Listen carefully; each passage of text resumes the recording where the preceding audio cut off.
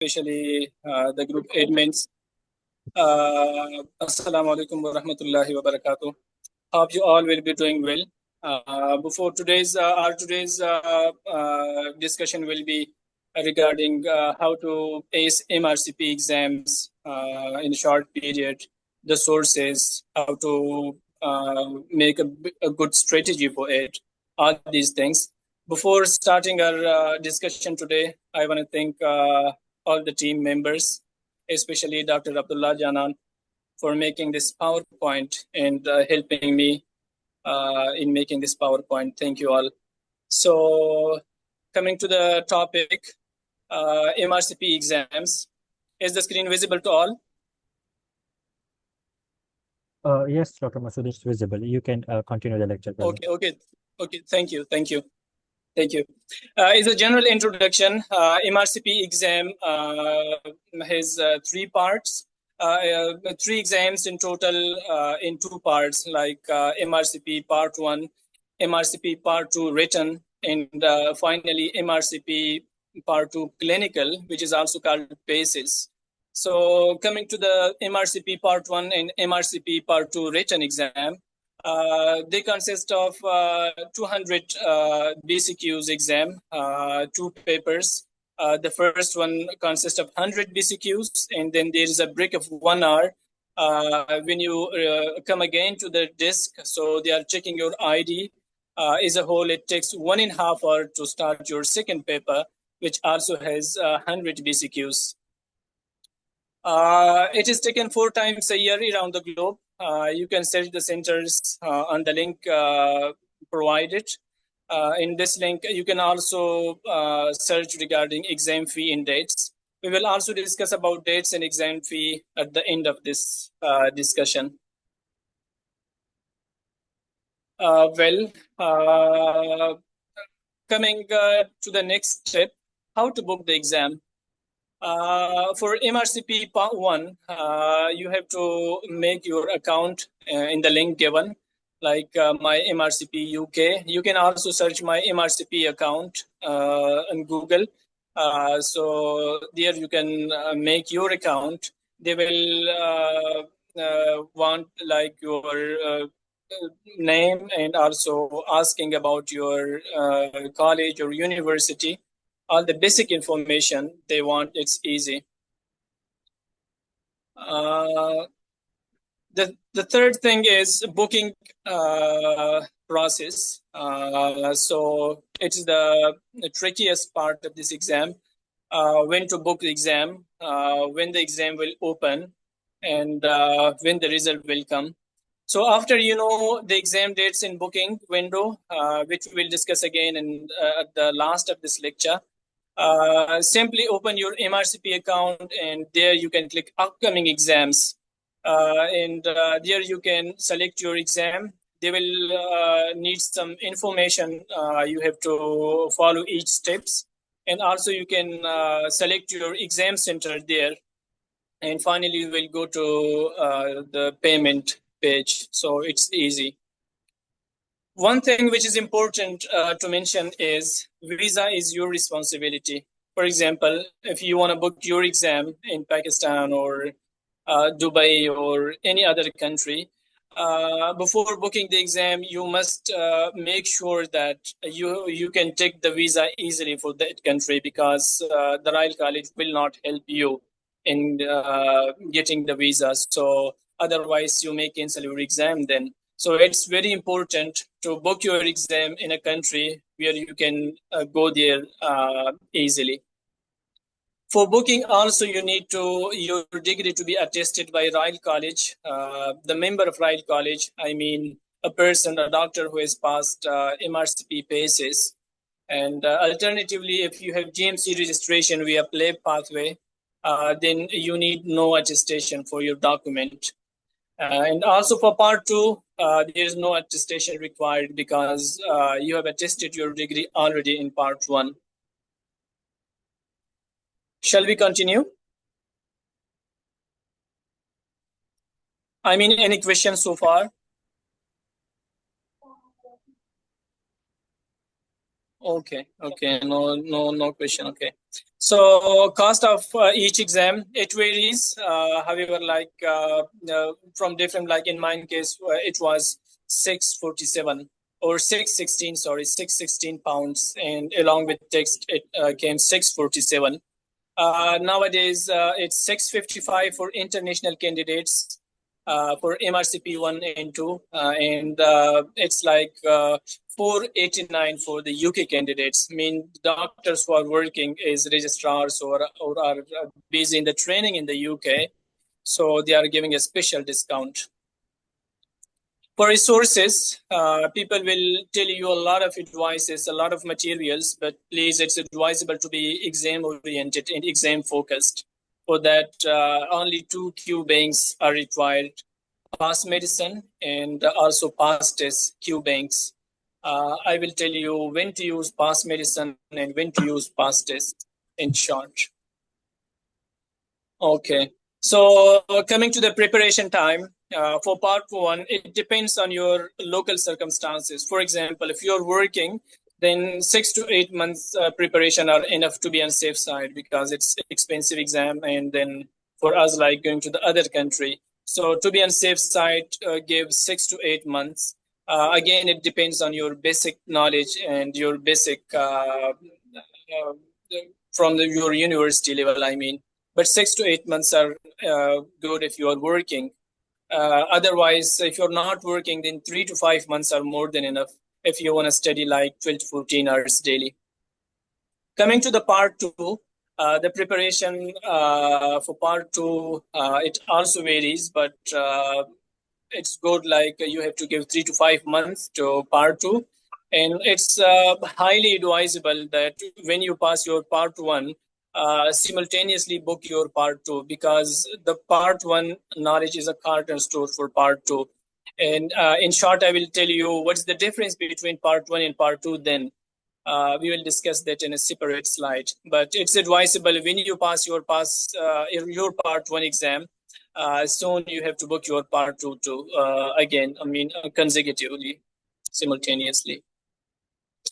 The approach will be, people say one thing is hard study and the other thing is smart study. There is a lot of difference, I would say. For every exam, it's important to approach smartly. I mean, for MRCP part one, how you have to approach is that study past medicine theory. When you open your past medicine Q bank, there will be a Q bank, there will be high yield text, and there will be also extended text. Okay. So study from the high yield text first. You have to study the theory. For example, for cardiology, you have to study the high yield text first. When you have finished that, then you have to start the Q bank of the cardiology and so on. This is a good strategy. And at last, like 1 month before, you have to start the past papers. I mean, you have studied the past medicine theory and also the Q bank. Then you have to come to the past papers, not Q bank. Okay, past papers. I will share the link in the group to get the past papers free of cost. Otherwise, it's very expensive. For part two, study the past medicine theory as it is in part one, and bypass test Q bank. Okay, here you have to study the past medicine theory. The one thing. Second thing, past test Q bank. Third thing is past papers. All are needed to ace this exam. And it's important to mention that past papers are very easy as compared to the real exam. So, for example, if you're getting 75% in your past papers, in real exam, you have to take like 65 to 60 to 70% in this range. So it's important thing to mention. The other thing regarding part two is that you have to memorize a lot of pictures. I would recommend life in the fast lane for cardiology, ECGs, and also for dermatology. You have to visit DermNet. DermNet is a very good site, and for radiology, you can study Radiopedia. It's also very helpful. because part 2 will have a lot of pictures. Coming to the last day's revision, I would say when you come to the past medicine, when you come to the past medicine, there is an option like there will be a lot of stars. Okay, you have to select the stars, then they will give you the topics as per the exam importance. For example, the high yield topics have a lot of stars, more stars like 14, 15 is per the exam importance, and the less important is few stars like 1, 2, 3 stars. So now when you have finished your past medicine for let's talk about part 1 first. When you have finished your past medicine theory and also Q bank of the past medicine, and you've started the past papers, you can also start the past medicine theory high yield text, mean the stars theory, in order to revise your studied knowledge. And for part 2, same is the case. For revision, you have to revise the more starred topics for exam. And one thing I will add here is that, for example, if you have made your own notes, it's advisable to finish your own notes before 2 weeks before your exam, because finally people will be advising you like study this, see this, watch this, and it's attention of exam. So one always search for more. It will affect your plan. So it's advisable to finish your revision, your written notes 2 weeks before the exam, in order not to face any confusion. And it's also advisable that be exam oriented, please. It's not a very difficult exam. You can do that. Just study, just focus on the past medicine in past tests. You will ace it. One thing that belongs to my personal experience is suspicious topics. You have to clarify certain suspected topics. I will give you an example. For example, an infective endocarditis causes. Past medicine says that, for example, if a person underwent any valve surgery, valve of the heart, any surgery, so the most common, the most culprit organism within 2 months of the surgery is staph epidermidis, and after 2 months, then the most common is staph aureus.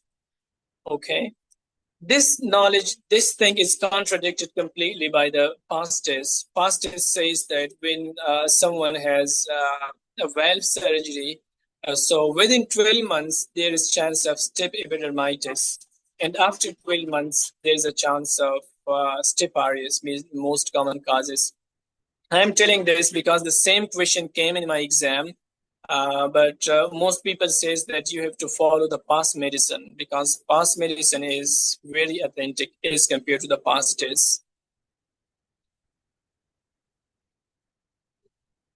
Okay, so finally coming to exam day, you know all about exams. You may have taken a lot of exams in your life, but just certain things that, for example, we are going to the foreign countries to take the exam. So it's advisable to see your center if you are not familiar with that city, or you can book a room near the exam center and take a rest well before exam. And the other thing is you can bring your belongings like your eating, okay, something to eat, something to give you energy, like proteinaceous things. You can take some protein that give you extended energy, like eggs or certain things. And your mobile and personal belongings will be collected there, or either you will be given a key in a chamber to put your belongings in. So it's not attention. You can bring your belongings with you. Solving exam question is important to talk about. For example, due to time shortage, a candidate or a student, when reading the scenario, and he know that yes, I know the answer, he jumps directly to the question like B or C. Please don't do that. You have to study all the options from A to E, because there will be 5 options given from A to E. Study all the options thoroughly. Beside that, you know the answer. because certain, in my case, in my personal experience, when I selected one thing, that this is the answer, but when I read the whole option, all of the options, 5 options, then the answer were completely different. So it's advisable to read all the options completely. And the other thing is that you can flag your questions. For example, if there's a difficult question, don't waste your time. Flag that, and at last you will return to your flagged questions. And you can return to your flagged questions many, many times, not like to the local exams. Okay, some tricks and tricks I will I want to talk about is that there are 2 things to ace every exam in the world. Know the exam, what it wants from you. Okay, even if it takes longer, know the exam, what the exam wants from you. It's very important. Second thing is join the people who takes this exam. And nowadays, it's very easy. You can join the groups of WhatsApp or Messenger groups. So this is easy. The other thing is also from my personal experience that be exam oriented, please, because medicine, it's very lengthy. And even if you study a lot of books, it's not possible to ace an exam. But it's possible to ace an exam if you are exam oriented. What does the exam want from you? It's very important. So be exam oriented, please. Uh, that is important point, to be oriented, not like involved in so many things that at last you don't have enough time to revise your studied things. So be exam oriented. And also in exam, they will be giving you certain clues to, because the examiner wants you to pass you. The examiner want to pass you, so examiner will be giving you clues. I will give an example. In my case, in my part two, recently, there was a case of HIV patient. All the signs and symptoms were given of HIV, but one thing that there is a rash on the eyebrow, a greasy rash. So I thought that it is seborrheic dermatitis, because seborrheic dermatitis associates with HIV and also Parkinson's disease. So they will be giving you clues, green lights. So you have to know the associations, risk factors, everything clearly. Okay. One thing, what is the difference between part one and part two? Besides that, I'm telling you that for part two, you have to study the past medicine theory. Past medicine theory for part one and part two are approximately the same. The difference is that part one is very basic. For example, clinical sciences, which make a cornerstone of this exam, like pharmacology, statistics, pathology, biochemistry, these things. All these things lie in part one. Fortunately, all the things that are pathologic, they will be asking you. For example, if there is phosphate 6 pathway, so you don't have to memorize all the pathway from A to Z. Just memorize the enzymes deficient there. For example, what will happen if there is G6PD deficiency? Or what will happen if there is paracetamol poisoning because of oxidation and reduction occurring there? So main part one is totally basic and also clinical, but clinical or basics are also those things which you will face in your daily practice. So that's easy. Part two is mostly clinical with a lot of pictures. So this is the main difference. The second difference is that part two teaches you how to order your knowledge. For example, part two is converting your knowledge into applied knowledge. I will give you an example. For example, IIH, idiopathic intracranial hypertension. What is the first test you want to do is CT brain. What is the second step? MRV, MR venogram or cytovenography, these things. Why? Because IIH can mimic with sinus thrombosis. So this is the second thing. 10% cases mean associated with presents with like these symptoms. So the third step will be LP, lumbar puncture. So what MRCP2 wants from you is how to order how to put in order your investigations or your management.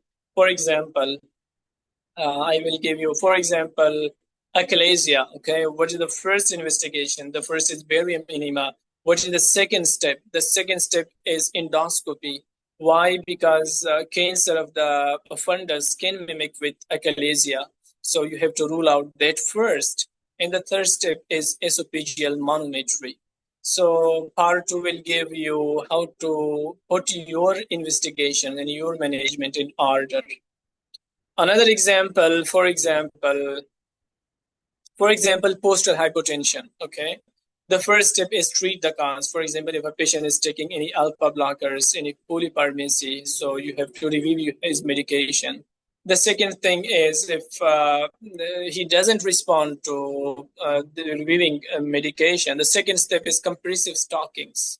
Okay, and if he still doesn't respond, then the third step is like giving him fludrocortisone. So it means how to put your investigations, your management plan in order. Okay, so this is the main difference of MRCP1 and MRCP2. So MRCP2 will make you a good physician. It will help you to orderize your management plan.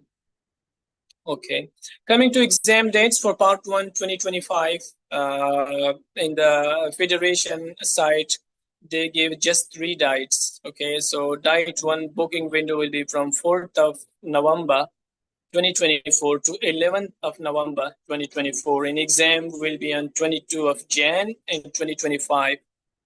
Result will be released on 21st of February. And second date, like window period, exam, and also the result. The same is with the third date. The exam, you can check in the link provided and also here. For MRCP Part 2 2025, you can book date 1 and in January from 6th to 13th. The exam will be on 26th of March and result will be announced on 25th of April. Same is the case with date 2. From 5th of May to 12th of May, exam will be on 16th of May, June, 7th June, and result will be on 25th of August. Same is with date 3. One important thing is that all the dates have reasonable adjustment time. For example, if you didn't provide your degree, your attested degree to them, so they can adjust your time. They can extend your time. Unless they have approved, they have attested your degree, you have still the time to sit for the exam. But that is possible only that you have done all the things in the window period and then waiting for your degree confirmation or attestation. For international candidates, the exam fee will be $655, and for UK, as I discussed before, it will be £489 UK pounds. So, any question till now?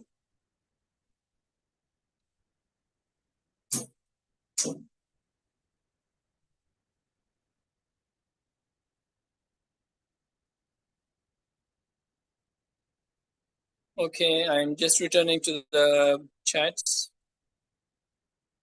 Okay, good. Any question?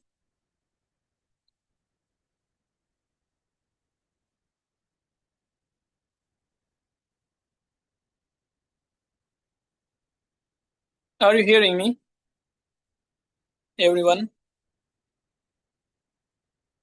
Assalamu alaikum, Dr. Masood. Walaikum salam. Yes, please. Thank you so much for this extremely amazing, very brilliant lecture. It was very organized. It was stepwise, starting from A to Z. It was an impressive effort. Thank you so much for your time and dedication. Dr. Masood, I have just one question. I wanted to know about the daily strategy, how you were able to create a daily strategy and daily plan for your exam. Because as we can see, you said about only 3 materials. So one was past medicine, the second one was past test, and the third one was a past medicine theory. So how were you able to organize your daily plannings? If you could please put light on this. Thank you so much. Okay, thank you. So, Dr. Saab is asking regarding how to approach for the exam. So, as I mentioned before, you can study the past medicine theory. For example, you are starting from cardiology or gastroenterology. Okay, you have to study the theory from there, and after theory, you can come to the Q bank of the past medicine. For example, if you are preparing for MRCP part one, so you have to, after studying the high text first, cardiology, and then you come to the cardiology question bank. Okay. After that, you jump to the other topic, studying the theory, and after that, the question bank. Okay. And finally, you can start the past papers. I'll share the link in group, so you can study that. And for MRCP part 2, you can study the theory from past medicine, same as the case. And after that, you have to come to the past test. For example, you have studied cardiology theory from past medicine, then you have to solve the question bank from past test. Is it clear now?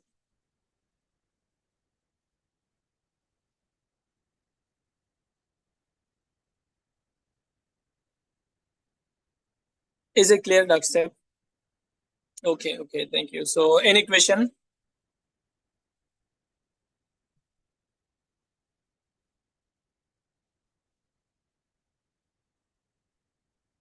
Any question? Dr. Masood, the second thing I wanted to talk about is that I can understand you are extremely busy. Obviously, you are working in a NHS clinical setup, so you might not be able to find proper time to give to this. But I just wanted to say, would it be possible for you to create a WhatsApp group and guide your students regarding MRCP exam on a daily basis? Like whenever they have to ask something, they can post their queries in your MRCP group, and you can, whenever it's possible for you, you can answer them. Okay, good question. Dr. Saab is asking a question regarding group. Yes, I'm already in the group like AMDA. You can ask every question there. So whenever I see the question, I answer each and every question at that time immediately. And I have other group. That group is only for pleb candidates. So you can join, but there will be only basic things like for pleb too. And regarding any question, you can ask in the AMDA. You can ask in the AMDA group. I will answer there immediately.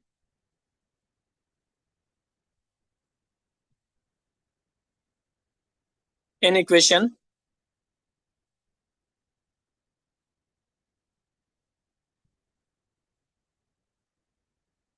Okay, someone else is asking regarding play to job. Okay, we will talk about this. You can message me in person because it's all about MRCP. Okay, definitely we'll talk. Any other question?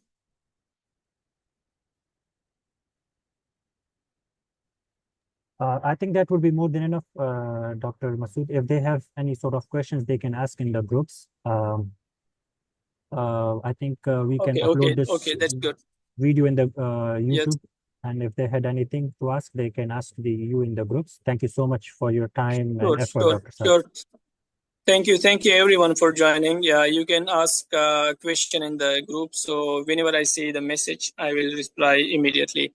Thank you everyone for joining. Take care. Thank you. Take care.